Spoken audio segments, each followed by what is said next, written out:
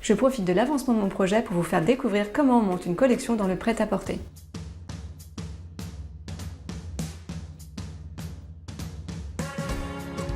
Nous avons vu précédemment comment se crée une ambiance, un moodboard duquel on décline la gamme de couleurs, les matières et les formes. Maintenant, on va voir comment on crée ces premiers modèles. Nous sommes donc à l'étape 2, le développement des premiers protos. Il faut acheter les matières premières, faire les fiches techniques et donner tout ça à ceux qui vont vous monter les premiers protos.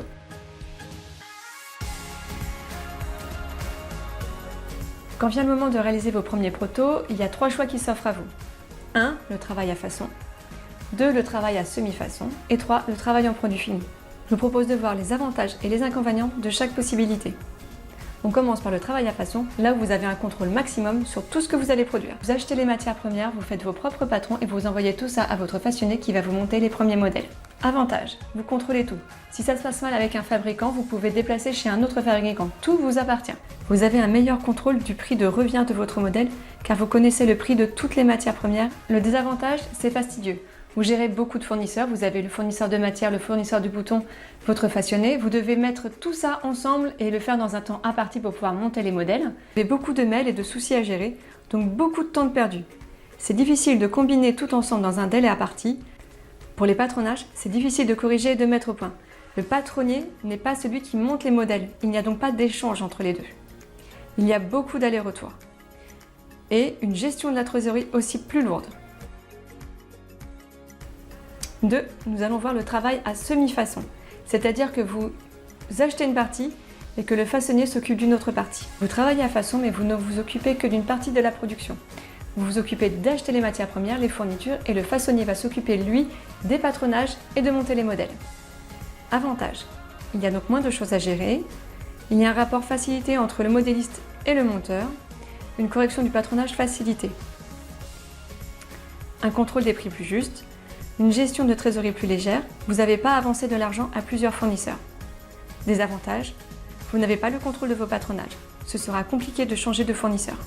Vous n'avez pas de poids sur les prix que vous proposent les fournisseurs. Votre façonné a l'habitude de travailler sûrement avec d'autres personnes et il a sûrement négocié déjà des prix. Et vous pouvez en bénéficier. Là, ça ne sera pas le cas. La troisième possibilité pour monter vos prototypes, c'est de travailler en produit fini. C'est souvent le cas quand on travaille avec l'Inde et la Chine. Le fournisseur vous propose donc un service tout compris, il gère tout. Vous lui envoyez une fiche technique avec les différents détails de matière, de couleur, de recherche de fourniture, et lui doit vous proposer des équivalents, ou se fournir là où vous proposez de les acheter. Les avantages, vous n'êtes en contact qu'avec un seul fournisseur. Il est responsable de toutes les autres étapes. S'il a du retard dans la livraison d'un composant, c'est à lui de gérer au mieux pour respecter les délais qu'il vous a donnés pour la livraison de la production. S'il y a des problèmes sur un modèle, c'est lui qui est responsable. La gestion de la trésorerie est simplifiée, vous ne devez payer qu'un seul fournisseur. Les désavantages, vous êtes lié au sourcing de votre fournisseur. Et croyez mon expérience quand je vous dis que parfois c'est surprenant. Vous n'avez pas non plus un contrôle total de la traçabilité. Malgré les audits, il y a quand même toujours un certain flou. Vous êtes lié à votre fournisseur. S'il ne peut pas livrer ou monter le modèle, vous n'avez que très peu de recours. Vous ne pouvez pas envoyer votre tissu autre part, il ne vous appartient pas. Vous devez lui faire confiance sur la qualité de ce qu'il utilise comme matière première. Vous n'avez pas de contrôle sur le prix de revient, vous devez lui faire confiance.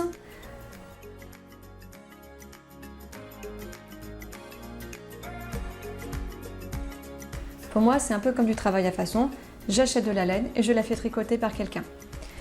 J'ai donc dû passer des commandes et pour ça j'ai dû me créer une société pour pouvoir faire des commandes et avoir un cabis.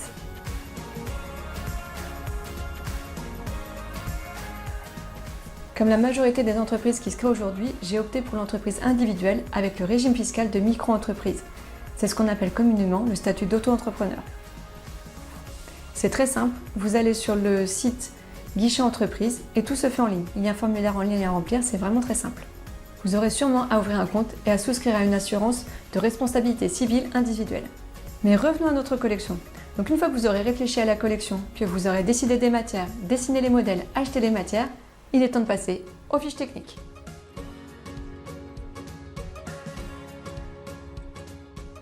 La fiche technique, c'est la carte d'identité de votre modèle. C'est ce sur quoi va s'appuyer votre fournisseur pour la monter. Elle doit être la plus complète, la plus claire et la plus lisible possible. C'est d'autant plus vrai quand vous travaillez en produit fini. On met quoi dans une fiche technique?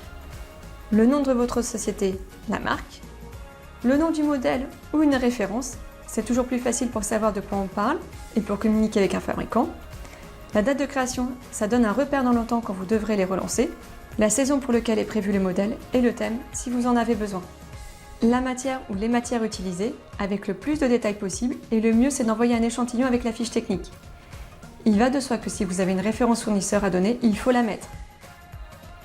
Les fournitures utilisées avec, c'est obligatoire. Idem avec le plus de détails possible, surtout la taille et la couleur. Là où les couleurs dans lesquelles pourra être joué le modèle, si vous le savez déjà, mais c'est facultatif. C'est pour préparer les lab dips, mais on en parlera plus tard. Il faut un dessin technique avec toutes les informations techniques dessus. Il faut que ce soit clair, on doit pouvoir le voir d'un premier coup d'œil. Parfois, il faut aussi mettre un dessin basique, sans annotation, pour bien voir le modèle, et on peut aussi le mettre en couleur. Il faut les indications de mesure. Vous pouvez mettre des photos pour bien faire passer vos idées de forme, de détail, de volume. Pour moi, c'est vraiment sur ce point-là que j'ai besoin d'aide parce que le tricot main ne s'envisage pas comme le tricot machine et je ne connais absolument rien. Heureusement, j'ai rencontré Ghislaine. Ghislaine, c'est une tricoteuse passionnée, c'est elle qui me donne des cours de tricot et elle a tout de suite été emballée par l'idée. Donc ça va vraiment m'aider, elle va vraiment être mon support technique. C'est ma responsable technique.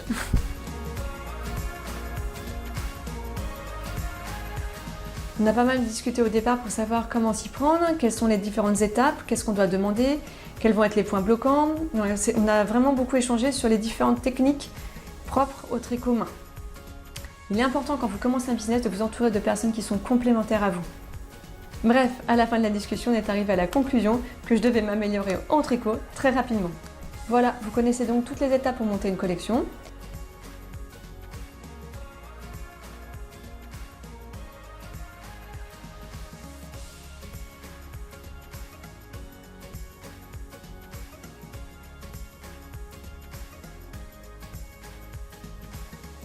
Si vous voulez en savoir plus ou si vous avez d'autres questions, faites-le moi savoir. En tout cas, vous retrouverez le contenu de ces deux vidéos sur mon blog www.juliarehmann.fr. En attendant, n'oubliez pas de vous abonner à la chaîne YouTube.